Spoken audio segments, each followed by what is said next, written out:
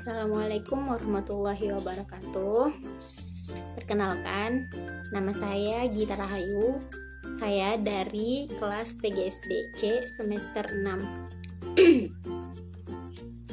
Tujuan dari pembuatan video ini yaitu di sini saya akan menjelaskan hasil laporan yang telah saya buat, yaitu hasil laporan rekayasa dan perubahan sosial yang judulnya itu tentang bencana alam yang ada di NTT.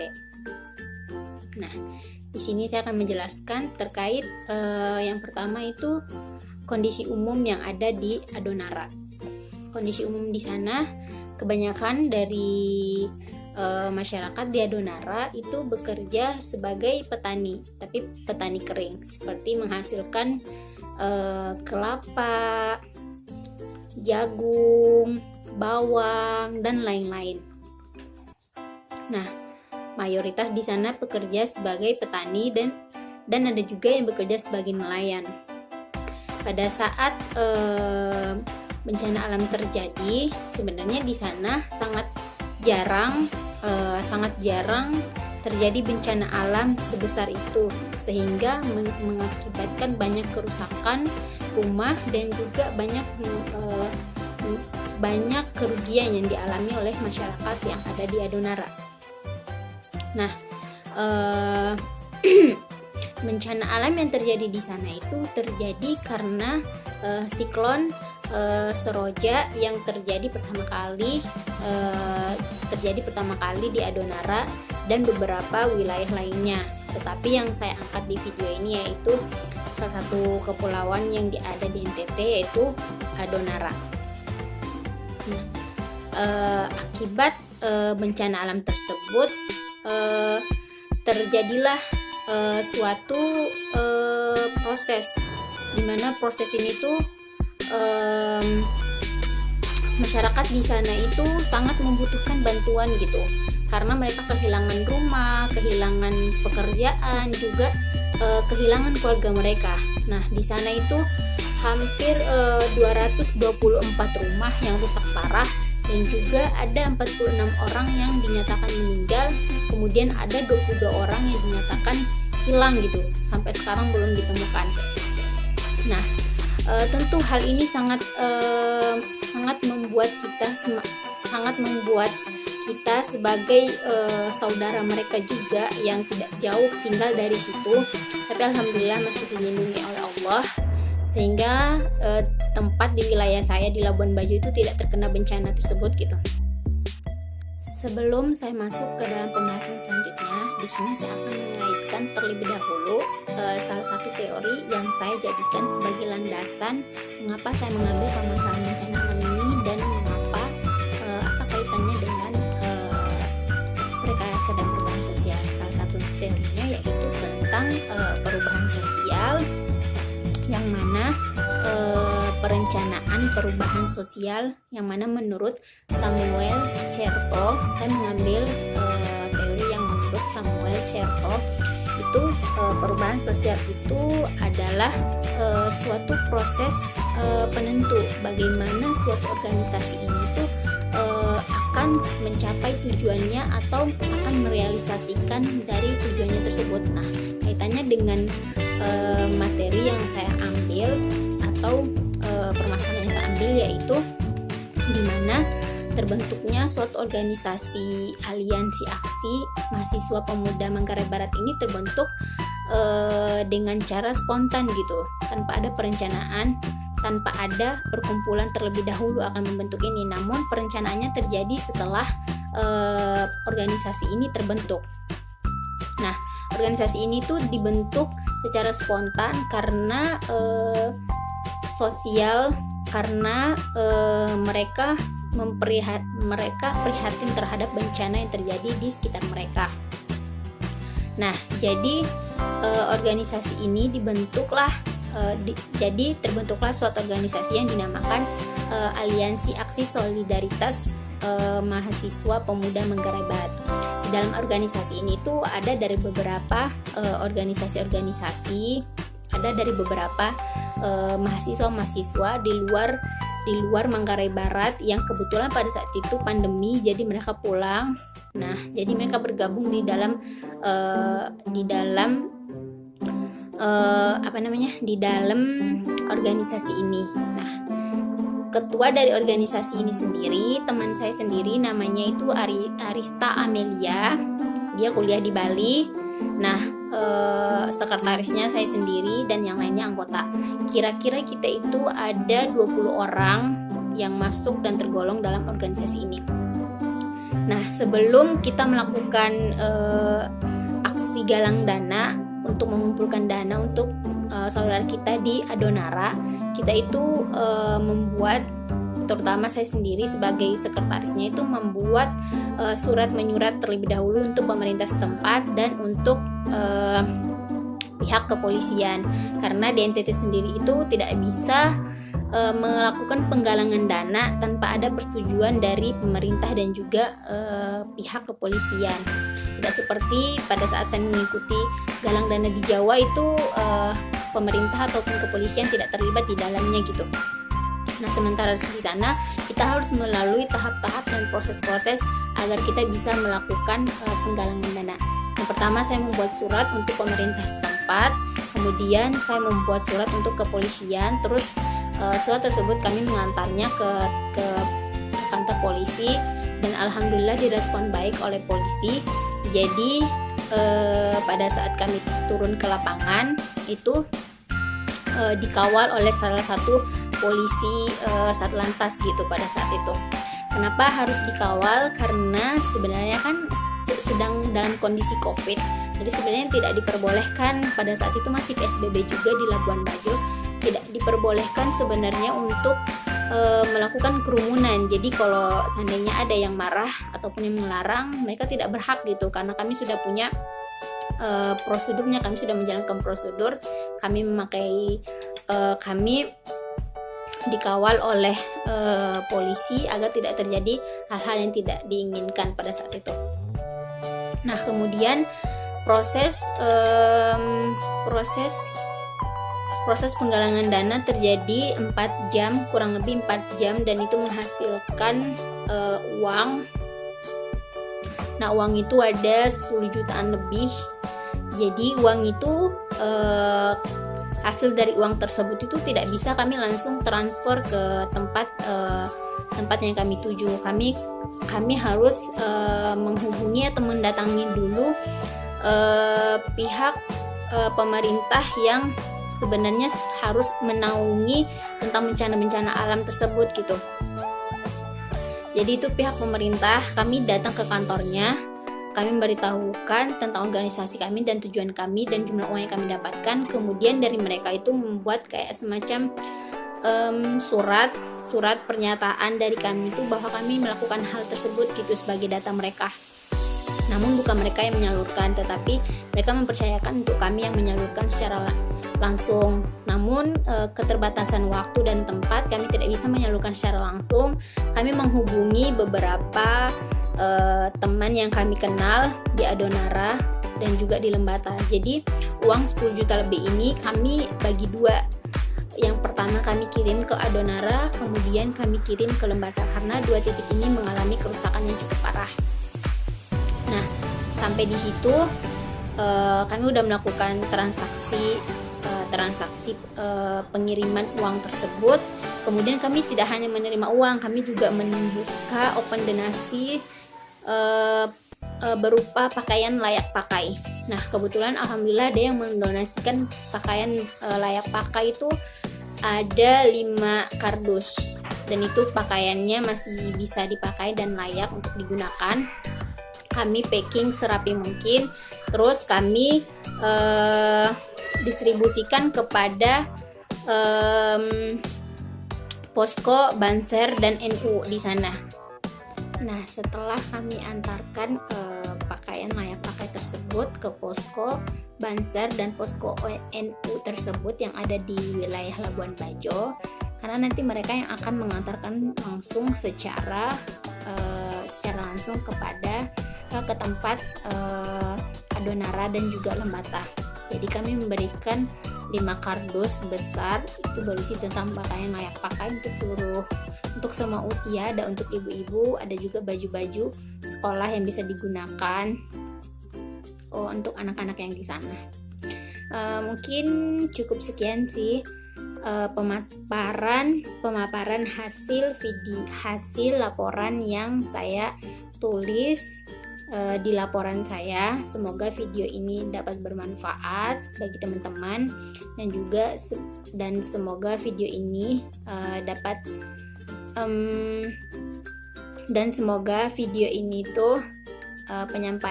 menyampaikan pengalaman saya itu dapat menjadi berguna juga untuk saya sendiri.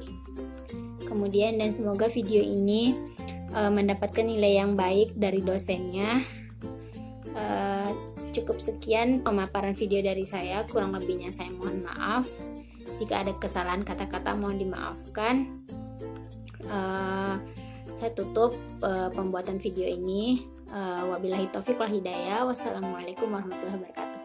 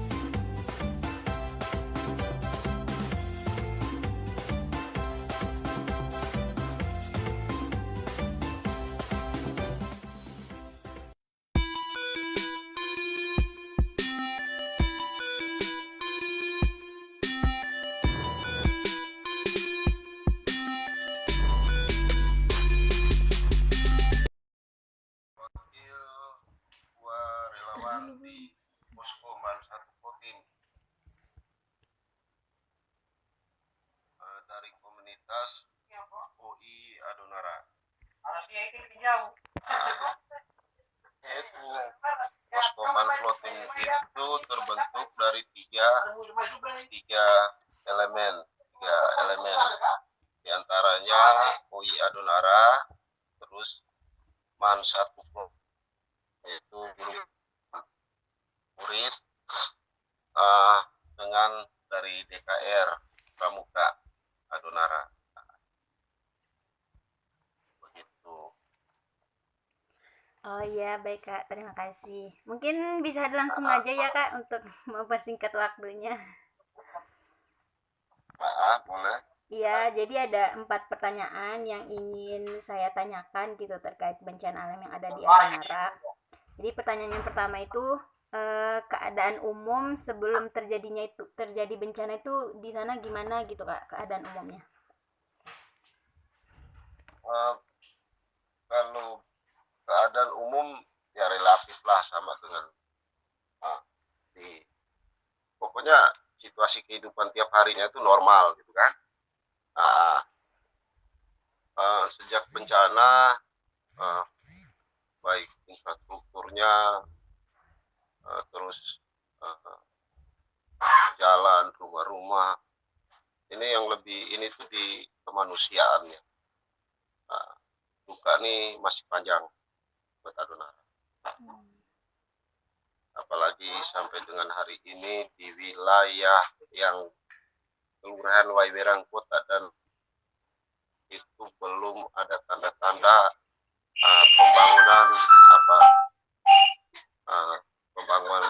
pembangunan itu hunian tetap. Sampai dengan hari ini. Kalau di wilayah Woyang Barang sih sudah sama Nenek Lama Dike. Tetapi untuk di wilayah Kelurahan Waiwerang Kota sama Desa Waiburaknya itu belum. Gitu. Jadi Kak, untuk sementara pengungsinya masih gimana Kak keadaannya? Pengungsinya di Untara itu di desa Sausina. Desa bukan Sausina, desa Lonara. Mereka adanya di Untara yang kemarin disafety-kan kurang lebih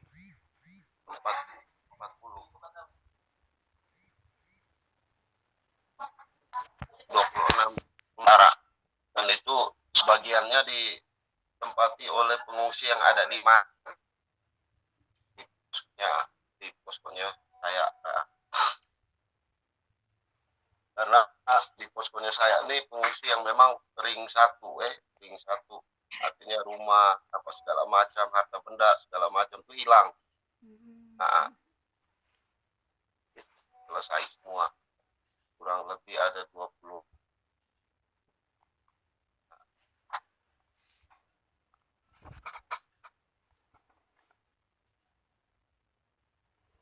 Mungkin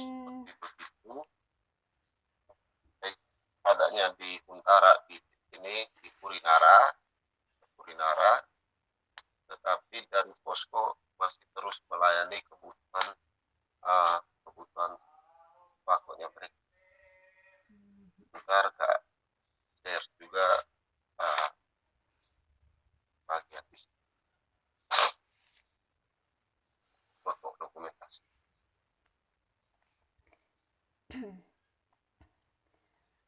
Baik Kak, mungkin pertanyaan selanjutnya itu proses, saya mau tahu proses pendistribusian barang-barang yang atau berupa uang gitu ataupun berupa barang yang diberikan kepada posko-posko yang ada di situ tuh gimana ya Kak proses pendistribusiannya?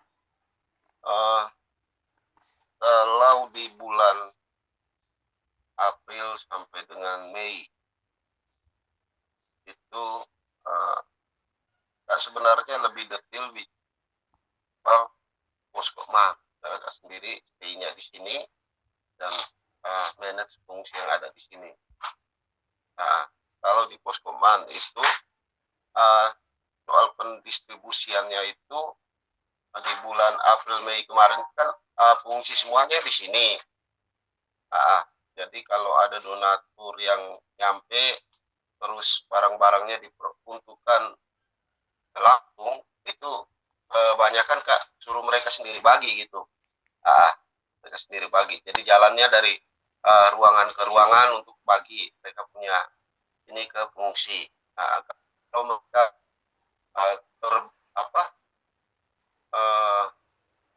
waktunya sedikit padat karena mau mesti follow lagi tempat-tempat yang lain, jadi mereka titip terus pakai pengeras suara untuk panggil nama-nama yang sudah ada di daftar pengungsi untuk didistribusikan seperti begitu.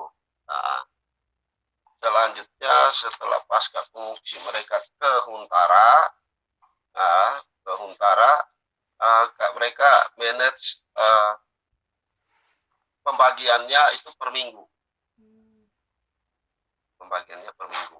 Jadi setiap minggu itu mereka dapat beras, mereka dapat minyak goreng, mereka dapat dari mie sampai dengan obat-obatan. Karena di poskonya Kak ini ada relawan medis juga. Ada relawan medis ini selain tugasnya follow up pengungsi yang di manage dari awal di sini, terlebih ibu hamil dan pengungsi yang luka-luka, nah itu beliau intens untuk follow-nya, intens. Terus untuk pembagian itu banyak juga yang sampaikan keluhan sakit soal mata apa segala macam, nanti diberikan obat. Gitu. Jadi nanti ya pembagiannya tiap minggu itu di posko, dan alhamdulillah sampai dengan hari ini semuanya berjalan lancar. Dari awal kita kan di Adonara ini orangnya budaya malu tuh tinggi gitu kan, tetapi kan selalu pressure, selalu tekankan ke mereka kalau ini barang-barang nih itu kalian punya hak untuk ngambil. Nah, gitu. Dari awal 20-30 kakak, alhamdulillah 2 minggu terakhir ini sudah